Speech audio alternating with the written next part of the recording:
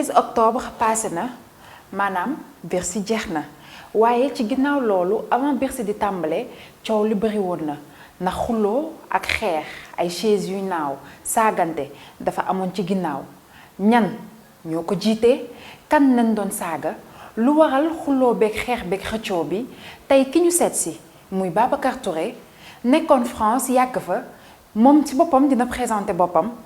dinañu expliquer lan moo waral loolu ak kan moo nekk ci ginnaaw coow li xewoon Bercy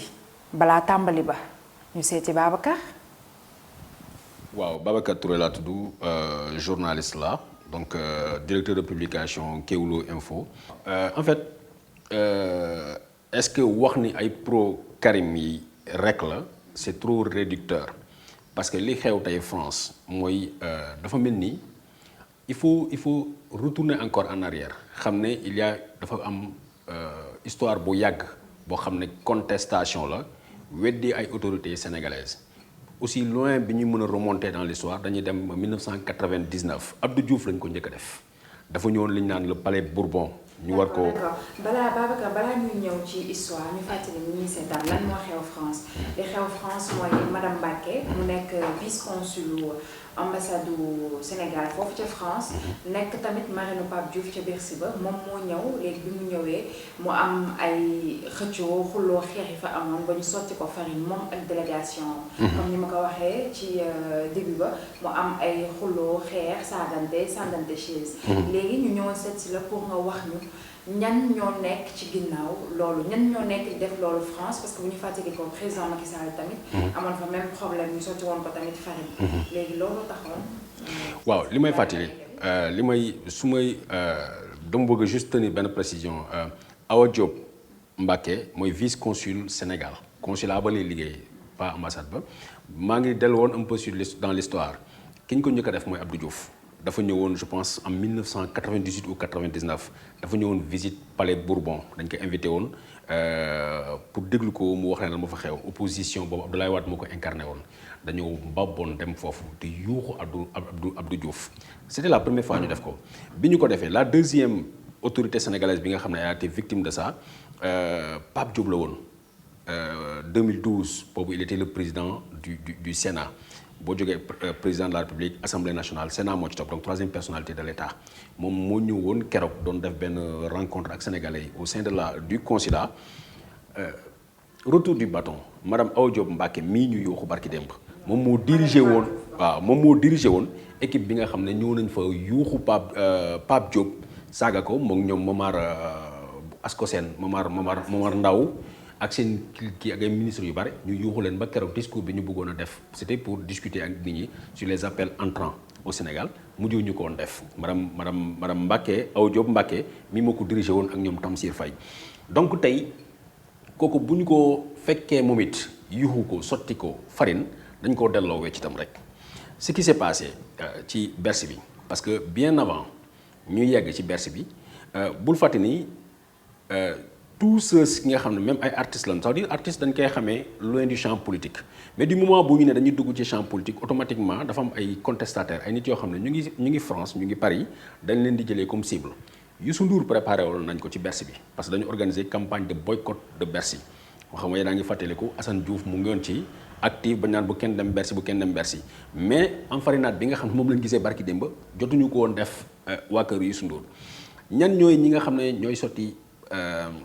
farine yi ay sénégalais lañu ñoo xam ne ils ne sont pas tous ci ay partis politiques par exemple tey ki nga xam ne moo gën a fës te revendiquer affaire bi nga xam ne mooy enfarinade bu madame Mbacké ak ñi mu àndal mooy Khalifa Ababacar Diop bu ñu reconnaître ni moom PDS la à 100% Khalifa Ababacar Diop benn sénégalais bu nekkoon Italie tout dernièrement la bi mu rallié ñëw à cause de la crise mu ñëw France mu fekk benn le PDS en lambeaux c'est-à-dire PDS jeex na pratiquement Abdoulaye Wade nekkatul koo xam ne boo ko bëggoon jege dafay compliqué donc mu ñëw dugg ci landerneau boobu ñoo ànd ak Khalifa Ababacar Diop donc c'est quelqu'un qui a toujours tendance à vouloir dire man maa def lii c'est bon du ma wax ni contestataire la mais dafa trouver occasion bi nga xam ne Abdoulaye Wade dafa soxla ku ko xeexal donc Khalifa taxaw ni man mën naa ko def boo ci boolee Khalifa Ababacar Sall keneen ki Khalifa Ababacar Diop ñeneen ñi ngi ci boole mooy les frères Sall Babacar Sall ak Cheikh Tidiane Sall Cheikh Tidiane Sall c'est extraordinaire moom APR la man bi ma koy xam APR la woon bu la ci wane ne encore nii c'est pas simplement ay PDS Cheikh Tidiane Sall jabaram bokk na ci 3e wala 4e personnalité bu Sénégal ci ambassade bu Sénégal bu Paris Nafi Amar mooy jabaram Nafi Amar di xaritu Marème Faye donc moom. mais est-ce que ñooñu bokkoon nañ ci sotti bi ñu sotti. man gis naa ci image yi xaw ma kan moo sotti. xaw ma est-ce que ñoom bokkoon nañ ci. ñoom la benn clic la ils sont 6 personnes maximum duñ ko raw ñoom ñooy activé wu fépp fu ñu man dama lay indil benn anecdote 2012 dañu demoon séquestré il faut dire c'est le mot ki nga xam ne moo doon consul Sénégal bu Paris Léopold Faye mais. kenn si ñoom parmi les frères Sall xaw ma Babacar la xaw ma Cheikh Tidiane dañu séquestré am consul bi ba pare ne ubbi tuwéyam ne day saw ci bureau waa ji pour wan la ni amuñu benn limite ils ont un petit groupe man li ma leen mas a wax ñoom ñoo demoon encore bi yaa ngi fàttali léegi am farinade bi nga xam ne bëggoon nañ ko def président de la République boobu mu doon def visite fu fàttali ni président kenn gisu ko woon ñoom jotuñu ko Bélissi caméraman bu RTS bi nekk présidence moo génnoon taxaw ci mbedd bi jaakaarloo ak ñoom pour filmer lan ma fa xew pour ñu mën a won image yi président de la République gars yi sotti ko farine te it man bu ma gisee image bi ça revient toujours ki ma gis ki jiite affaire boobu mooy Babacar Sall budul Babacar Sall Khalifa Ababacar Diop la Xataab Ndiaye kenn ci seen i jigéen koo xam ne nee na ma waatal na mu ni démb moom nekkuloon fa parce que dafa feebar muy Ngoné Gomis bon en fait c'est ce groupe là quoi groupe boo xam ne weesu nu 6 mais xam nga bu ñu nekkoon tey si jàkka di julli imam di tari moo am ñetti ñoo xam ne li imam wax ñu ne du dëgg kenn dootul déglooti imam ñooñu la ñuy déglu parce que dañuy perturbé en fait c'est ça le fond du débat. loolu mooy seen but en fait perturbé amul message ñuy jàll mais perturbé mais aussi est-ce que Bercy c'était le moment du moment que bu nekkee président dafa ñëw visite wala keneen ak keneen loolu c'est purement politique bien que ñoom revendiqué nañ ni parce que Bercy bi c'est une fête politique Macky nekk ci ginnaaw et autres mais est-ce que aussi c'était le moment pour ñoom ñu ñëw di indi foofu xuloo ak xeex. xam nga wax nga Bercy nee naa la lépp li nga xam ne rassemblement la tout ce qui peut leur donner de la visibilité ñoom dañ koy exploiter. Bercy nga ne fecc la ok mais avant Bercy bi le matin salon de l'habitat moo amoon Paris dañ dem perturber ko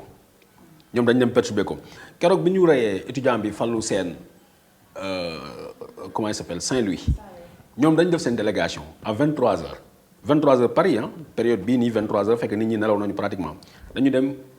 à la résidence de l'ambassadeur yee ambassadeur bi par force ne ko mu ñëw mu wax Macky Sall na arrêté di rey ay nit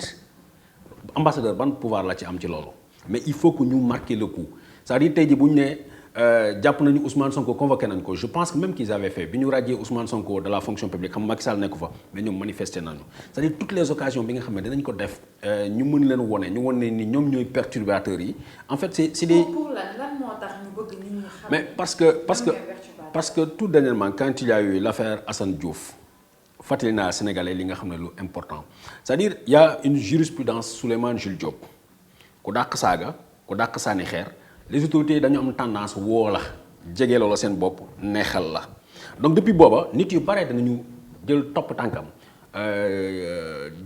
am na Amadou Diaw mosoon naa ko wax ci kenn koo xam ne dafa xëy mu dégg ñi ngi porter plainte ay président africain pour ay corruption ak sàcc xaalis moom Sénégalais la bu nekk France amul këyit mu ne xaaral mu dem ne moom mi dafay porter plainte contre Abdoulaye Wade dafa sàcc xaalisu Sénégal Abdoulaye Wade génn ci rajo bi wax ni maa ngi artu bépp président France wala maire France bu gis ci dëkkam loo xam ne man Abdoulaye Wade maa ko moom maa ngi lay may nga jaay ko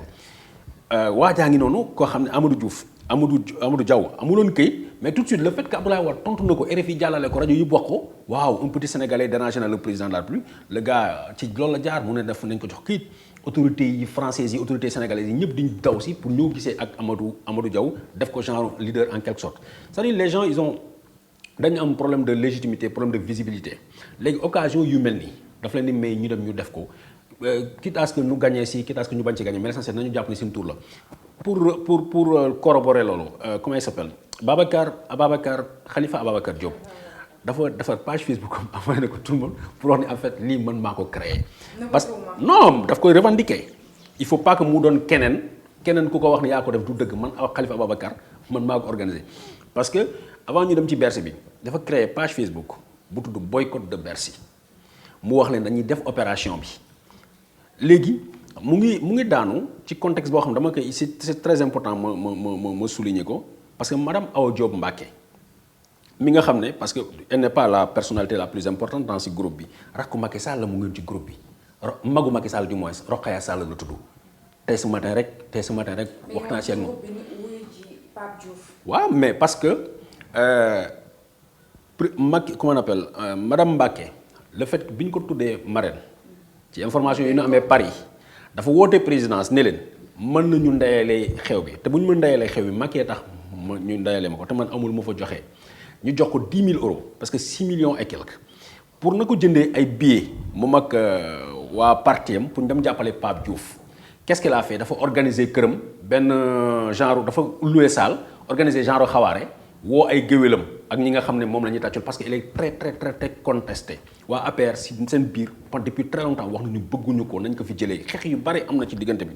mais bu mu indee ay géwélam ñu dar ko ñu way ka beneen parti wu APR ñu bare ñu boycotté ne ñoo ñu dematuñu mais Rokhaya comme moom mooy magu président moom mënul bokk ci clan fi ko président désigné ci lay topp donc moom mu ngi woon ci délégation boobu nag moo dem ci